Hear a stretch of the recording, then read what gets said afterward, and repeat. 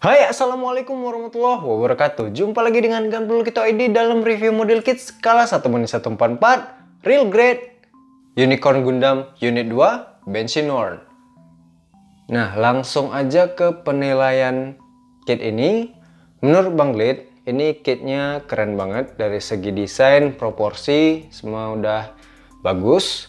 Konstruksinya juga agak gimana gitu ya. Terus transformasinya juga nggak bikin kitnya ringkih. Kalau kalian mau tahu gimana proses merubahnya dari Unicorn Mode ke Destroy Mode, kalian bisa tonton video transformasinya yang udah Bang Lid pisah dari reviewnya biar reviewnya nggak kepanjangan. Kalau untuk nilai dari kit ini sendiri, Bang Lid kasih 8/10. Karena ya itu tadi, semuanya udah bagus, desainnya bagus juga. Artikulasinya juga cukup luas, walaupun ini MS yang bertransformasi, tapi bukan berubah bentuk ya, cuman berubah mode doang. Dan mungkin bagi kalian yang lupa, Bang Lid ingetin lagi, sering-sering cuci tangan, pakai masker kalau keluar rumah, dan selalu bawa hand sanitizer kemanapun kalian pergi. Dan bagi kalian yang belum pause dan close videonya, mari kita lanjutkan nonton reviewnya. Check it out!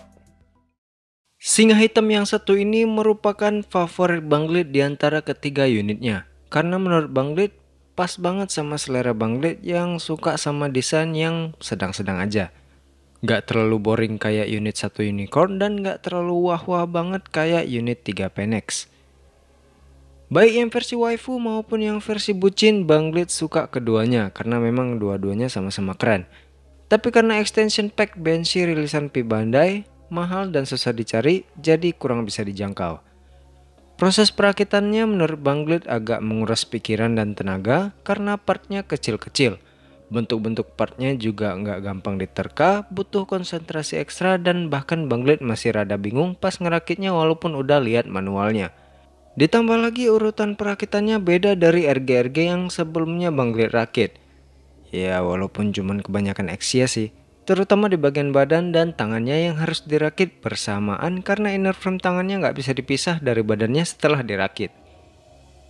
Walaupun nggak banyak part yang undergate, ditambah lagi posisi panel-panel armornya saling menutup di bagian sampingnya, bekas snapnya nggak begitu kelihatan dan malah ngeganjel kalau snapnya nggak bener-bener dibersihin. Dan seperti biasa, stikernya nggak ada yang Bang Lid pakein. Artikulasinya kepalanya double join, yang atas ball join dan yang bawah bisa ditekuk walaupun agak seret. Perutnya bisa ditekuk ke depan dan ke belakang dikit, pinggangnya bisa diputar, kokpitnya bisa dibuka walaupun di dalamnya cuman ada kursi kosong.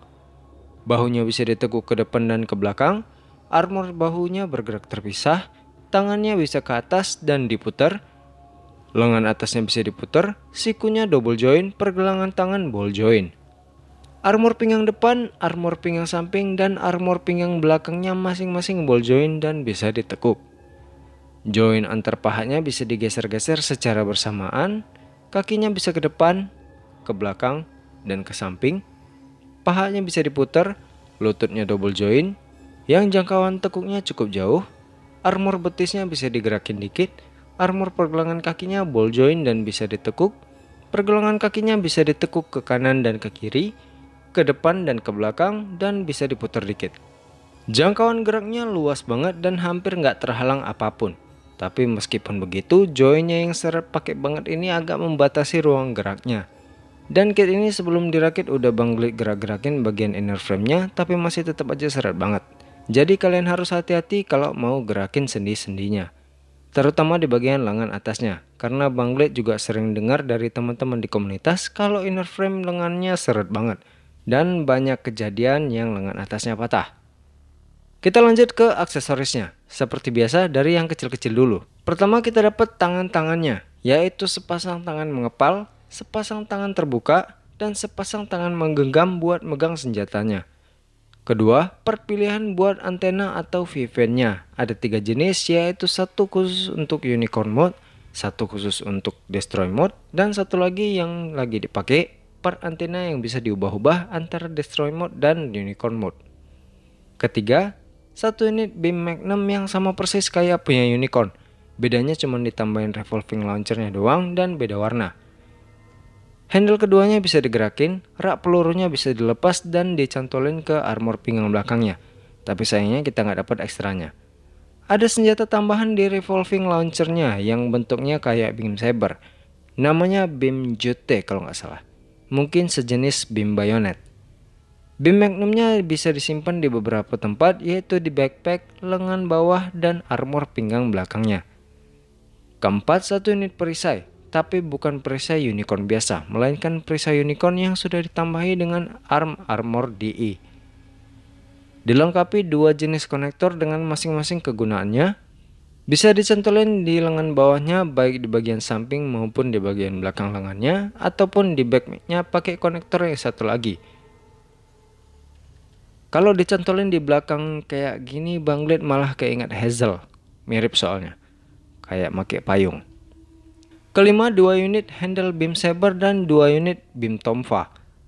Bedanya cuma di posisinya doang, bentuknya mah sama aja. Beam saber di surainya dan beam tonfa di lengan bawahnya. Meskipun ada 4 handle, tapi kita cuma dikasih sepasang efek beamnya warna pink. Keenam, 1 unit konektor action base khusus untuk unit-unit unicorn.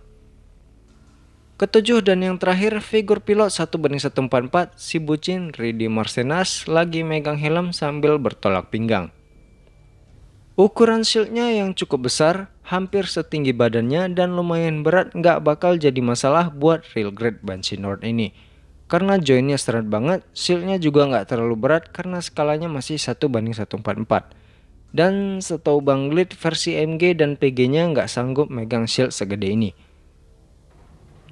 Armor XC di backpacknya dan armor DE di shieldnya juga kadang-kadang saling bersenggolan.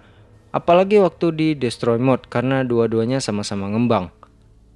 Banshee Nord versi real grade ini menurut Bang Glade keren dari segi desainnya. Karena ya ini desain unicorn gitu loh. Masa nggak keren sih? Cuman mungkin kita rada enak sama desainnya karena rilisan kitnya udah banyak banget. Di milking terus sama Bandai. Ya tapi memang keren sih. Proporsinya juga pas-pas aja dan nggak ada yang aneh sama sekali. Sendi-sendinya berfungsi, mekanisme transformasinya juga keren dan nggak bikin kitnya ringkih. Aksesoris dan senjatanya juga udah sesuai termasuk gimmick-gimmicknya yang kita lihat di animenya. Gak banyak sisi negatif yang bisa Bang Glade sebutin dari kit ini. Palingan cuman bagian tengah pahanya yang rada ringkih karena join paha dan lututnya lumayan seret. Dan itu juga sebenarnya nggak parah-parah banget.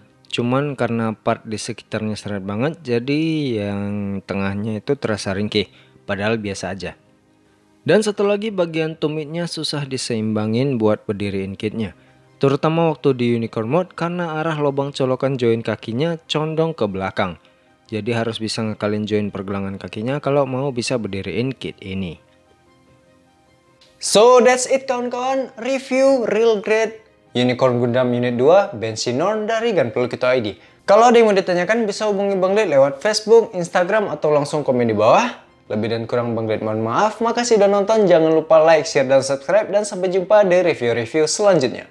Bang Glade akhiri, wassalamualaikum warahmatullahi wabarakatuh. Salam Gundam.